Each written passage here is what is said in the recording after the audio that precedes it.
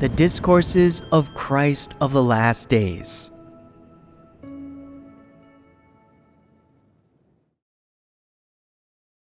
The most fundamental practice of being an honest person. What's your personal experience of being an honest person?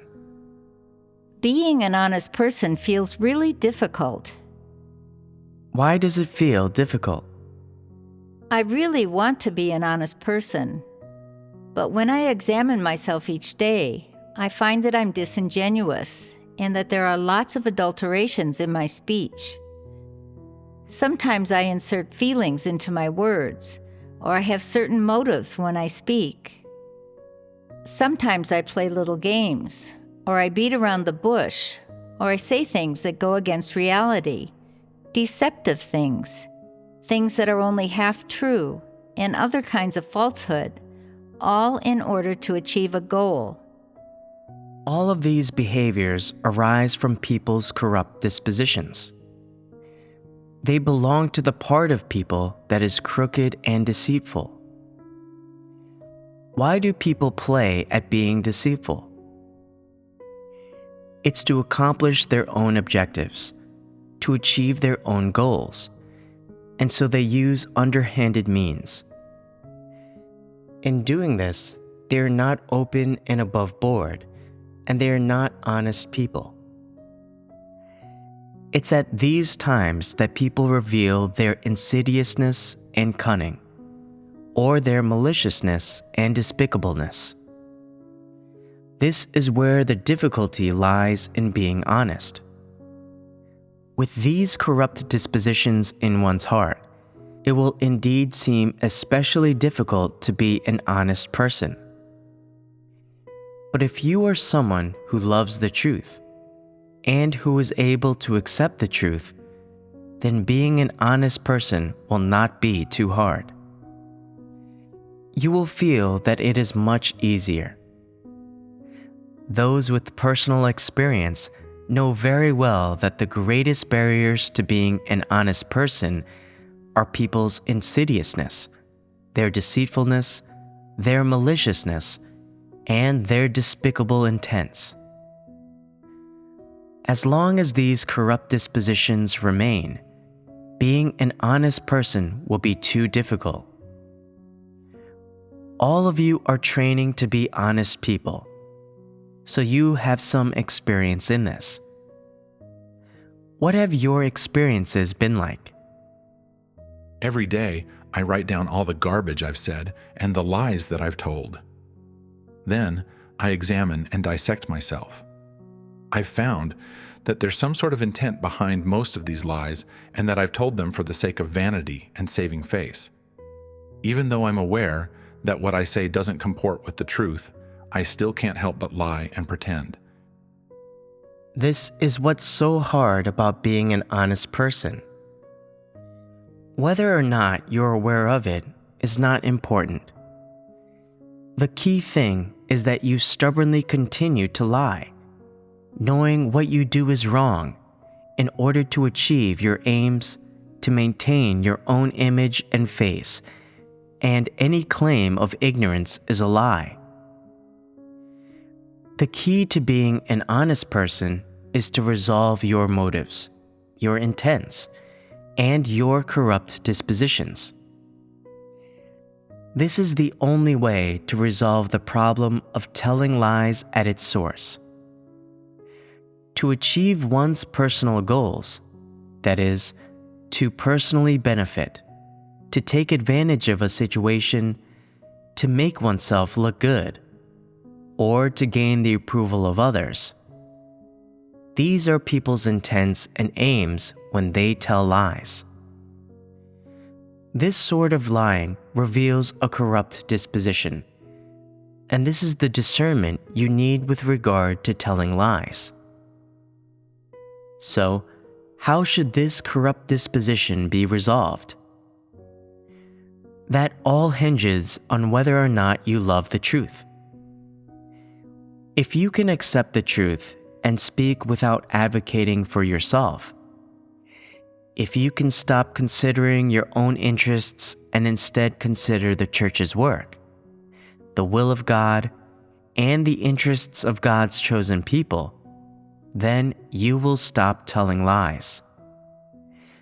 You will be able to speak truthfully and straightforwardly. Without this stature, you won't be able to speak truthfully, proving that your stature is lacking and that you are unable to practice the truth. And so, being an honest person requires a process of understanding the truth, a process of growing in stature. When we look at it this way, it is impossible to be an honest person without 8 to 10 years of experience. This period is the process of growing in one's life, the process of understanding and gaining the truth. Some people might ask, can resolving the issue of lying and becoming an honest person really be that hard? That depends on who you are talking about. If it's someone who loves the truth, then they will be able to give up lying when it comes to certain matters. But if it's someone who doesn't love the truth, then giving up lying will be all the more difficult. Training oneself to be an honest person is mainly a matter of resolving the problem of telling lies, as well as resolving one's corrupt disposition. Doing this involves a key practice. When you realize that you have lied to someone and tricked them, you should open up to them, lay yourself bare, and make an apology. This practice is of great benefit to the resolution of lying. For instance, if you have tricked someone, or if there was some adulteration or personal intent to the words you spoke to them, you should then approach them and dissect yourself. You should tell them, "What I said to you was a lie, designed to protect my own pride. I felt uncomfortable after I said it, so I'm apologizing to you now. Please, forgive me." That person will feel that this is quite refreshing. They'll wonder how there could be a person who, having told a lie, will then apologize for it. Courage like that is something they really admire. What benefits does one gain from having engaged in such practice? Its purpose is not to gain the admiration of others, but to more effectively restrain and inhibit oneself from lying. So, after lying, you must practice apologizing for having done so. The more you train yourself to practice dissecting, laying yourself bare, and apologizing to people in this way, the better the results will be, and the number of lies you tell will grow smaller and smaller. Practicing dissecting and laying yourself bare in order to be an honest person and restrain yourself from lying requires courage. And apologizing to someone after lying to them requires even more courage. If you practice this for a year or two, or perhaps for 3 to 5 years, you are guaranteed to see clear results, and it will not be difficult to rid yourselves of lies. Ridding oneself of lies is the first step toward becoming an honest person, and it cannot be taken without 3 or 5 years of effort. After the problem of lying has been resolved, the second step is to resolve the problem of deceit and trickery. Sometimes, trickery and deceit do not require a person to lie. These things can be accomplished through action alone. A person may not outwardly lie, but they might still harbor deceit and trickery in their heart. They will know this better than anyone else because they have thought about it deeply and considered it carefully. It will be easy for them to recognize upon later reflection. Once the problem of lying has been resolved, resolving the problems of deceit and trickery will be a little easier by comparison. But one must possess a God-fearing heart, for man is governed by intent when he engages in deceit and trickery. Others cannot perceive this from the outside, nor can they discern it.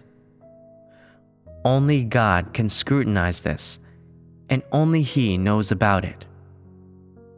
Therefore, one can only resolve the problems of deceit and trickery by relying on prayer to God and accepting His scrutiny.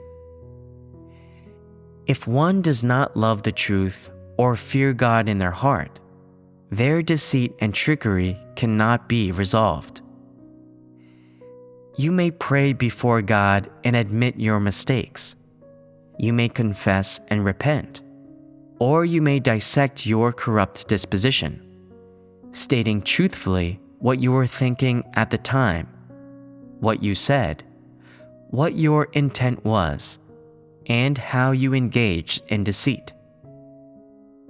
This is all relatively easy to do. However, if you are asked to lay yourself bare to another person, you might lose your courage and resolution because you want to save face. It will then be very difficult for you to practice opening up and laying yourself bare. Perhaps you're able to admit, in a general way, that you occasionally find yourself speaking or acting based on your own personal aims and intent, that there is a level of deceit, adulteration, lies, or trickery in the things you do or say. But then, when something happens and you are made to dissect yourself, exposing how things played out from beginning to end, explaining which of the words you spoke were deceptive, what intent was behind them, what you were thinking, and whether or not you were being malicious or sinister, you don't want to go into specifics or give details. Some people will even gloss over things, saying, "That's just the way things are. I'm just quite a deceitful, insidious, and unreliable person." This shows their inability to properly face their corrupt essence, or how deceitful and insidious they are. These people are always in a mode in a state of evasion. They are always forgiving and accommodating themselves, and are unable to suffer or pay a price to practice the truth of being an honest person. Many people have been preaching the words and doctrines for years, always saying, "I'm so deceitful and insidious. There's often trickery in my actions, and I don't treat people sincerely at all."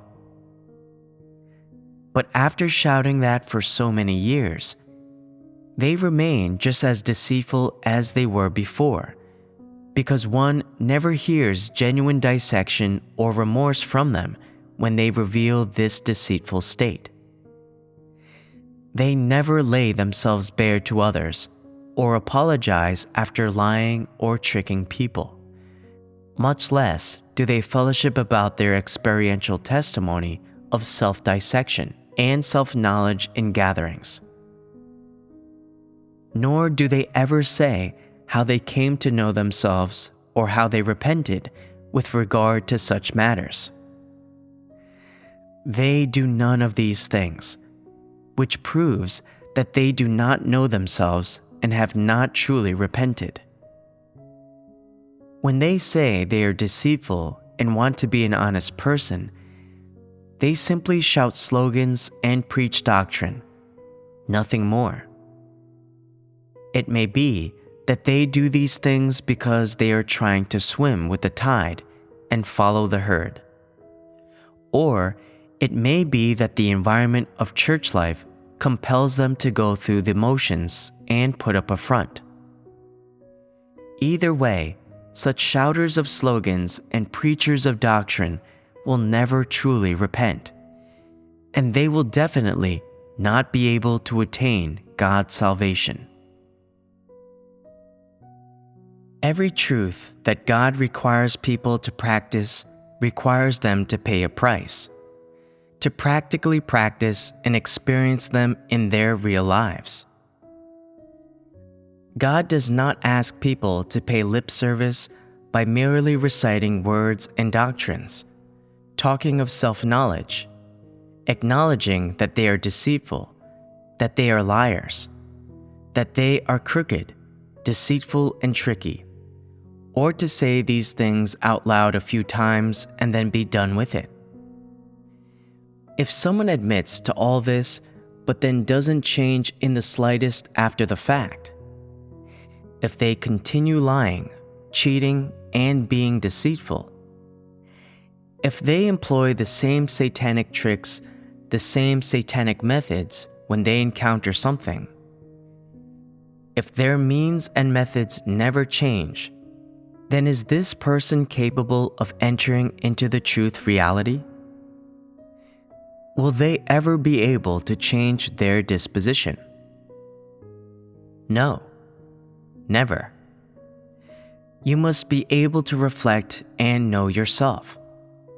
You must have the courage to open up and lay yourself bare in the presence of the brothers and sisters, and fellowship your true state. If you do not dare to lay bare or dissect your corrupt disposition, if you do not dare to admit your mistakes, then you are not in pursuit of the truth. Much less are you someone who knows themselves. If everyone is like those religious people who show off to gain others' admiration, who bear witness to how much they love God, how much they submit to Him, how loyal they are to Him, and how much He loves them, all to gain the respect and admiration of others. And if everyone harbors their own individual plans and maintains a private space within their hearts, then how can anyone talk of real experiences? How could anyone have true experiences to communicate with each other? Sharing and fellowshipping your experiences means fellowshipping your experience and knowledge of God's words. It is about giving voice to every thought in your heart, to your state, and to the corrupt disposition that is revealed in you. It is about letting others discern these things, and then solving the problem by fellowshipping the truth. Only when experiences are fellowshipped in this way does everyone benefit and reap the rewards. Only this is the true church life. If it's just empty talk on your insights into God's words or a hymn, and then you fellowship as you please without taking it any further, without bringing in your actual states or problems, that kind of fellowship brings no benefit. If everyone talks about doctrinal or theoretical knowledge, but says nothing about the knowledge they have gained from actual experiences, and if, when fellowshipping the truth, they avoid talking about their personal lives, their real-life problems, and their own inner worlds, then how can genuine communication occur? How can there be any real trust? There cannot be any. If a wife never voices the words in her heart to her husband, does that count as intimacy? Can they possibly know what's on each other's mind? Suppose then that they are constantly saying, "I love you." They say only this, but they never lay bare or tell each other what they are actually thinking deep down. what they expect from their partner, or what problems they are having. They never confide in each other, and when together, they have nothing but superficial niceties for each other. Are they then truly husband and wife? Certainly not. Likewise, if brothers and sisters are to be capable of confiding in each other, helping each other out, and providing for one another, then each person must speak of their own true experiences. If you say nothing about your own true experiences, if you only preach the words and doctrines that man understands, if you only preach a bit of doctrine about belief in God and give banal platitudes, and do not open up about what's in your heart, then you are not an honest person, and you are incapable of being an honest person. To use the same example, while living together for several years, a husband and wife try to get used to each other, occasionally locking horns. But if you are both of a normal humanity, and you always speak to him from the heart, and he to you, concerning whatever difficulties you encounter in life or at work, whatever you are thinking deep down, and however you plan to sort things out, or what ideas or plans you have for your children's future, and you tell your partner all these things, then will the two of you not feel especially intimate with each other? But if he never tells you his innermost thoughts and simply brings home a paycheck, if you never speak to him of your own thoughts and you never confide in each other, then will there not be an emotional distance between the two of you? There surely will be, for you do not understand each other's thoughts or plans. Ultimately, you will not be able to tell what kind of person your partner is, nor will he be able to tell what kind of person you are. You will not understand his needs, nor will he understand yours. If people have no verbal or spiritual communication, then there is no possibility of intimacy between them, and they cannot provide for each other or help one another. You have experienced this, have you not? If your friend confides everything to you, giving voice to all that they are thinking and whatever suffering or happiness they harbor, then will you not feel especially close to them? The reason they're willing to tell you these things is because you have confided your innermost thoughts to them as well. You are particularly close, and it is because of this that you are able to get along so well and help each other out.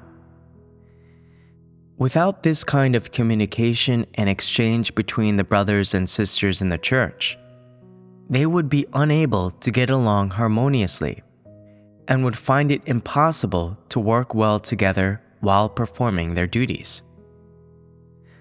That's why fellowshipping the truth requires spiritual communication and the ability to speak from the heart. This is one of the principles one must have in order to be an honest person. When some people hear that, to be an honest person, one must tell the truth and speak from the heart, and if they lie or deceive, they must open up, lay themselves bare, and admit their mistakes, they say, "It's hard being honest. Do I have to say everything I think to others? Isn't it enough to fellowship the positive things? I don't need to tell others of my dark or corrupt side, do I?" If you do not lay yourself bare to others, and do not dissect yourself, then you will never know yourself. You will never recognize what kind of thing you are, and other people will never be able to trust you. This is a fact. If you wish for others to trust you, first you must be honest. To be an honest person, you must first lay your heart bare so that everyone can look into it, see all that you are thinking, and look upon your true face. You must not try to disguise yourself or cover yourself up. Only then will others trust you and consider you to be an honest person. This is the most fundamental practice and a prerequisite to being an honest person. If you are always pretending, always feigning holiness, nobility, greatness, and high character, if you do not let people see your corruption and your flaws, if you present a false image to people so that they believe you have integrity, that you're great, self-denying, just, and selfless, is this not deceitfulness and falsity? Will people not be able to see through you given time? So, do not put on a disguise or cover yourself up. Instead, lay yourself and your heart bare for others to see. If you can lay your heart bare for others to see, if you can lay bare all your thoughts and plans, both positive and negative, isn't that honesty? If you can lay yourself bare for others to see, then God too will see you. He will say, "If you have laid yourself bare for others to see, then you are surely honest before me."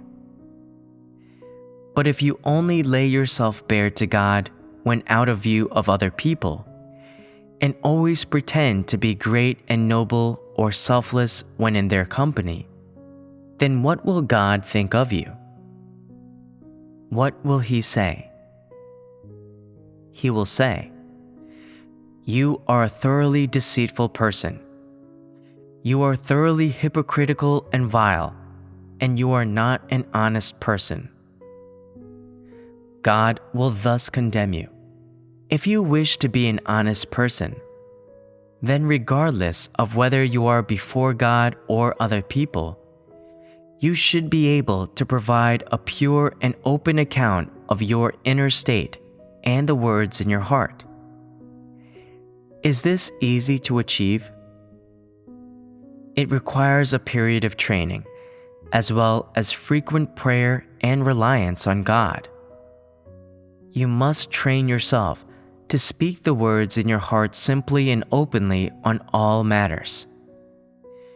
With this kind of training, you can make progress. If you encounter a major difficulty, you must pray to God and seek the truth. You need to fight in your heart and overcome the flesh until you can practice the truth. In training yourself this way, little by little, your heart will gradually open up. You will become more and more pure, and the effects of your words and actions will be different than before. Your lies and tricks will become fewer and fewer, and you will be able to live before God. You will then essentially have become an honest person. Having been corrupted by Satan, all mankind lives in a satanic disposition. Like Satan, people disguise and package themselves in every aspect, and they resort to deceit and game playing in all matters. There is nothing in which they do not resort to deceit and game playing. Some people even play deceitful games in activities so common as shopping. For instance, they may have bought a most fashionable outfit, but though they really love it, they do not dare wear it in church, for fear that their brothers and sisters will talk about them and call them shallow. So, they just wear it behind the others' backs. What sort of behavior is this? It is the revelation of a deceitful and cheating disposition. Why would someone buy a fashionable outfit but not dare to wear it in front of their brothers and sisters? In their heart, they like fashionable things, and they follow the trends of the world as unbelievers do. They are afraid of the brothers and sisters seeing through them, seeing how shallow they are, seeing that they are not a respectable and upstanding person. In their heart, they pursue fashionable things and have trouble letting go of them, so they can only wear them at home and are afraid to let their brothers and sisters see them. If the things they like cannot see the light of day, then why can they not give them up? Is there not a satanic disposition controlling them? They constantly speak the words and doctrines, and they seem to understand the truth, yet they are unable to put the truth into practice. This is a person who lives by a satanic disposition. If someone is always fraudulent in speech and in action, if they do not let others see them for what they are, and if they always affect the image of a pious person in front of others, then what is the difference between them and a Pharisee? They want to lead the life of a whore, but also have a monument built to their chastity. They knew full well that they couldn't wear their exotic outfit in public, so why did they buy it? Was it not a waste of money? It's just because they liked that sort of thing and had their heart set on that outfit, so they felt that they had to buy it. But once they have bought it, they cannot wear it out. After a few years have passed, they regret buying it and have a sudden realization. How could I have been so foolish, so disgusting as to do that? Even they are disgusted by what they did. But they cannot control their actions because they're unable to let go of the things they like and pursue. So they adopt two-faced tactics and trickery to satisfy themselves. If they reveal a deceitful disposition in such a trifling matter, will they be able to practice the truth when it comes to something bigger? It would be impossible. Evidently, it is their nature to be deceitful, and deceitfulness is their Achilles heel. There was a 6 or 7-year-old child who ate something nice once with his family. When the other children asked what it was, the child blinked his eyes and said, "I forgot," when in fact, he just did not want to tell them. Could he have really forgotten what he just ate? This 6 or 7-year-old child was capable of telling lies. Was that something adults taught him to do? Was it an effect of his home environment? No. This is man's nature, his heritage. Man is born with a deceitful disposition. In fact, whatever nice thing the child ate, this was a normal thing to do. His parents made it for him. He did not steal someone else's food. If this child could tell a lie in such circumstances, when it was not necessary to do so at all, then would he not be even more likely to lie in other matters? What problem does this illustrate? Is this not a problem with his nature? That child is all grown up now, and lying has become their nature. he is indeed a deceitful person. One could see that in him from quite a young age. Deceitful people cannot help but lie and trick others, and their lies and trickery can show themselves at any time and place. They do not need to learn how to do these things or be instigated to do them. They are born with the ability to do so. If that child could make up lies to trick people at such a young age, could his lying really be a one-off transgression? Certainly not. This shows that he is, by nature essence, a deceitful person. Is such a simple thing not easy to discern? If someone has been telling lies since childhood, lies often, even lies and tricks people with regard to simple matters that do not require them to do so, and if lying has become their nature, then it will not be easy for them to change. They are an authentically deceitful person. Why say that deceitful people cannot be saved? Because they are unlikely to accept the truth, so they cannot possibly be purified and transformed.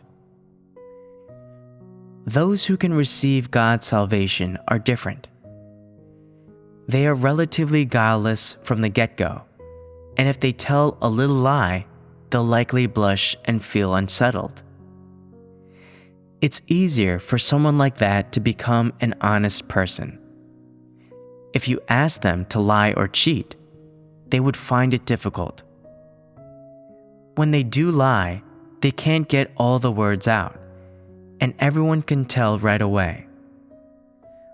These are relatively simple people, and they are more likely to achieve salvation if they can accept the truth.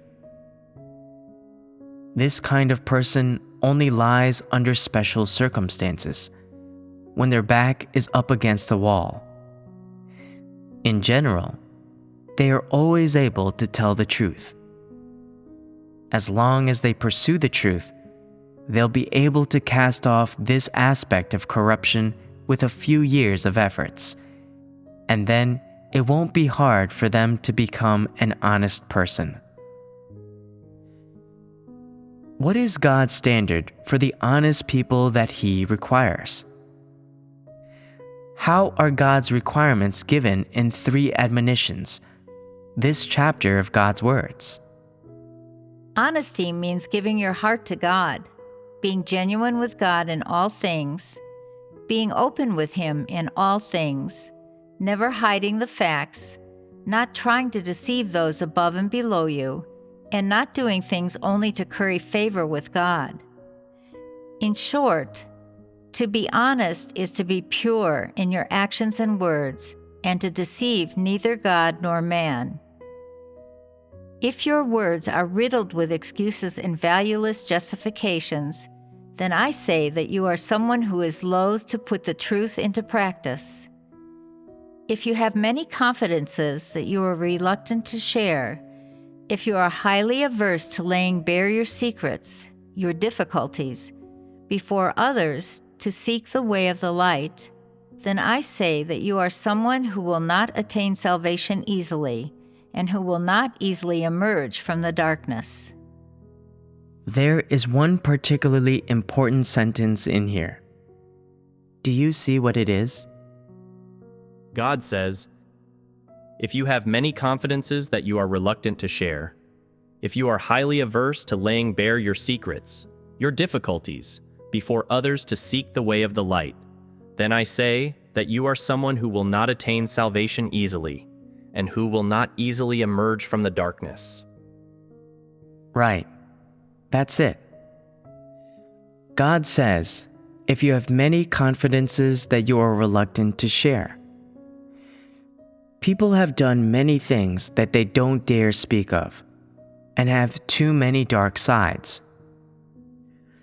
None of their day-to-day actions are in accordance with the Word of God, and they do not rebel against the flesh. They do whatever they want. And even after believing in God for so many years, they have not entered into the truth reality.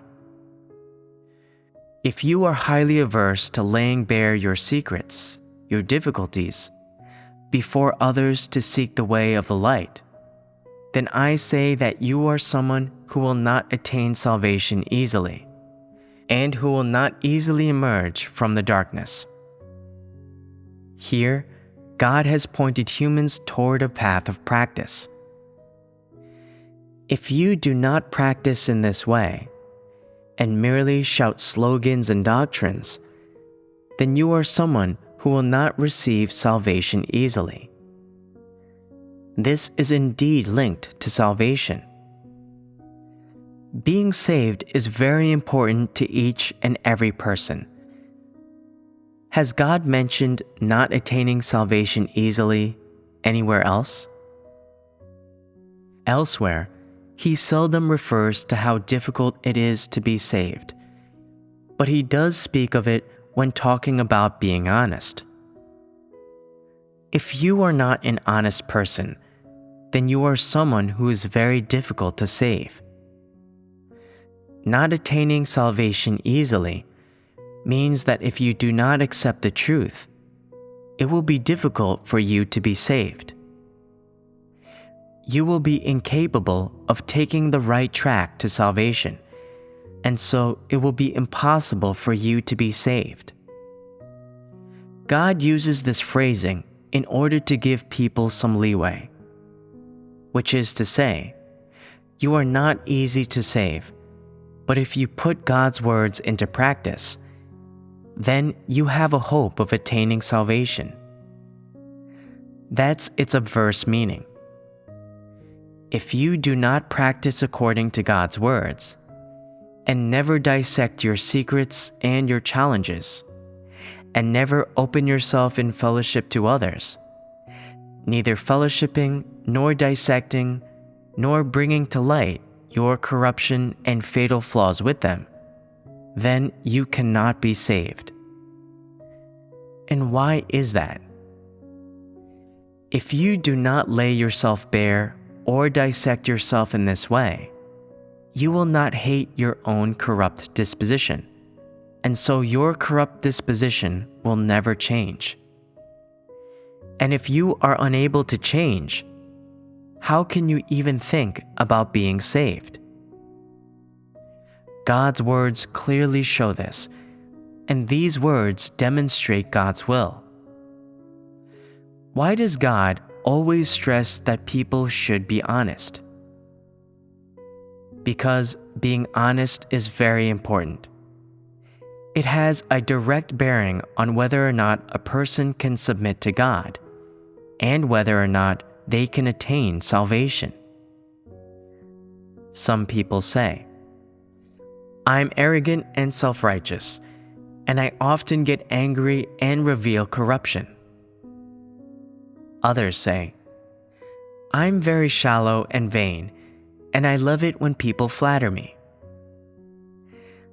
These are all things that are visible to people from the outside, and they are not big problems. You should not keep going on about them. No matter what your disposition or character is, as long as you are able to be an honest person as God requires, you can be saved. So, what do you say? Is it important to be honest?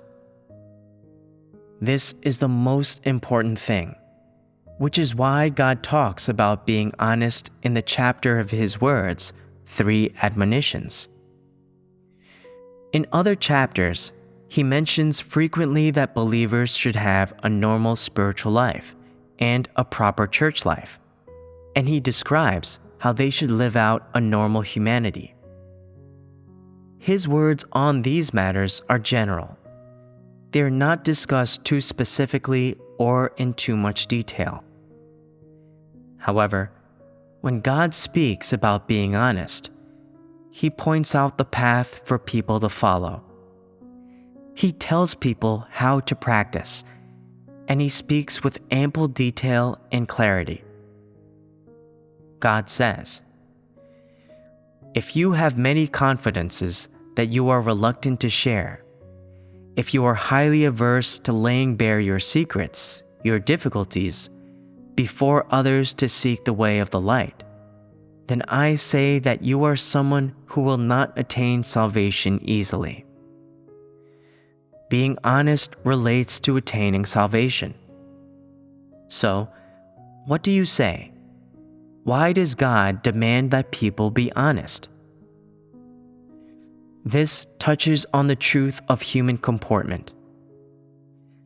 God saves honest people, and those he wants for his kingdom are honest people.